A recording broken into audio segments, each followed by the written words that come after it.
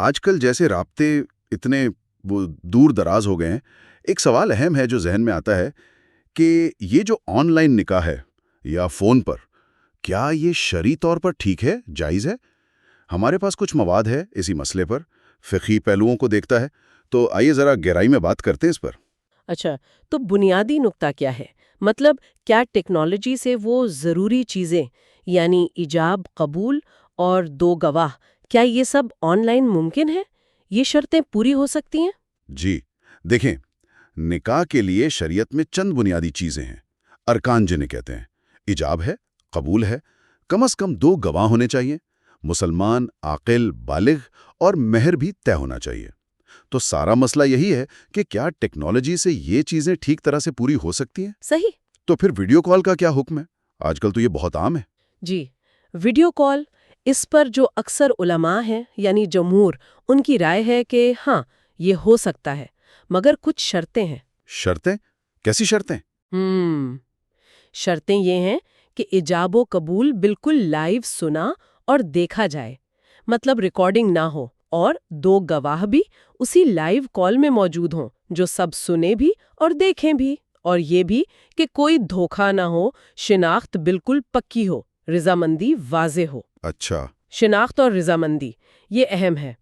اور اگر صرف آڈیو کال ہو فون پر جیسے، اس میں تو دیکھنے والی بات نہیں رہتی۔ جی، آڈیو کال، اس میں تھوڑا معاملہ مختلف ہے۔ کچھ علماء تو اجازت دیتے ہیں، لیکن شرط وہی کہ گواہ بالکل صاف صاف ایجاب و قبول سن لیں اور شناخت یقینی ہو، کوئی فریب کا اندیشہ نہ ہو۔ مگر اس میں احتیاط بہت زیادہ چاہیے۔ ظاہر ہے صرف آواز سے شناخت میں غلطی کا امکان رہتا ہے، اسی لیے زیادہ بہتر یہی ہے کہ یا تو ویڈیو کال ہو یا آمنے سامنے ہو، یا پھر ایک اور طریقہ ہے جو سب سے محفوظ ہے۔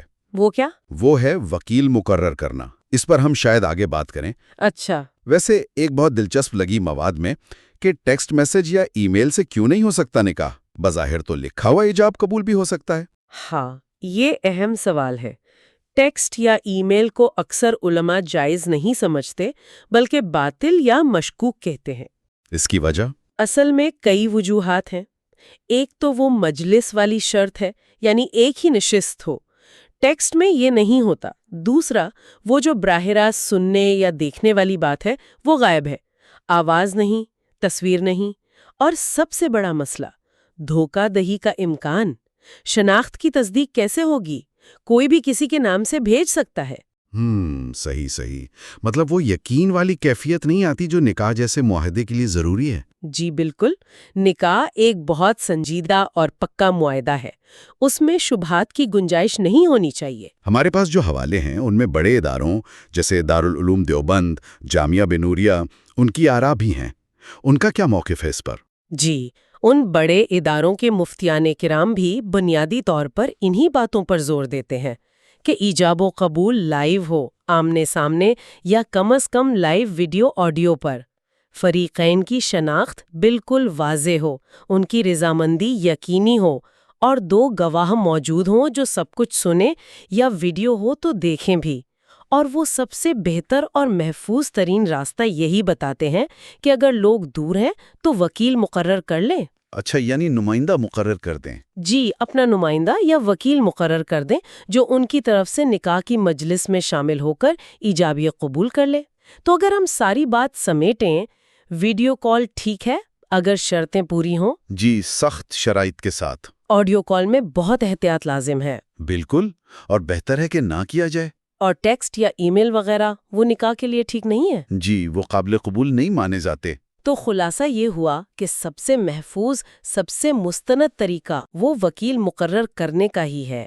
اگر فریقین دور ہیں تو کسی بھروسے کے بندے کو وکیل بنا دیں جو ان کی طرف سے مجلس میں ایجاب یا قبول کرے۔ یہ طریقہ ہر طرح کے شبہات سے پاک ہے اور شرعی تقاضوں کو بھی بہترین طریقے سے پورا کرتا ہے۔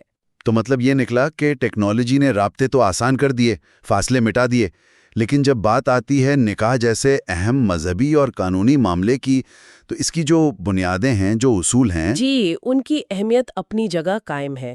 ان ارکان اور شرائط پر کوئی سمجھوتا نہیں ہو سکتا۔ بالکل۔ اور اصل میں سوچنے کی بات یہ ہے کہ ہم ٹیکنالوجی کی سہولت اور شریعت کے اصولوں میں توازن کیسے رکھیں گے۔ خاص طور پر نکاح جیسی زندگی کے اتنے بڑے فیصلے میں کہیں ایسا تو نہیں کہ سہولت کے پیچھے ہم ان بنیادی چیزوں کو نظر انداز کر دیں جن پر یہ رشتہ کھڑا ہوتا ہے؟ یہ واقعی ایک اہم نقطہ ہے جس پر مزید غور و فکر کی ضرورت ہے۔